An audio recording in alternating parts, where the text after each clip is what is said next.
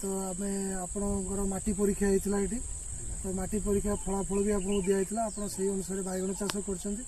करमी कौन करपर केमती कौन अनुभूति रहा है कहतु आज्ञा आमर गोटे एकर मु 50 किलो पकई प्रथम थर द्वितीय थर भी पकई जिगमाइट पुणी सार सागर मिसेकी आमर जी अमल होता आमर गोटे माने 30 दिन भितर गोटे मसरे मु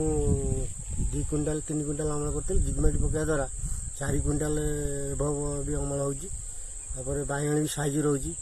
जोड़ा बैगणटा जो बेसाई जो बंका टंका हो जाए सेमती होने फुल ठीक साइज रोचे मार्केट डिमांड भी रोचे होता सफ्ट नरम होता सी भी गोटे दिन बढ़ी जाऊँगी आपण भी व्यवहार करते आज्ञा सब चाषी आम जिगमाइट व्यवहार आम ये जिते चाषी बैगण चाष कर समस्त जिगमाइट पोटल भी जिगमाइट दि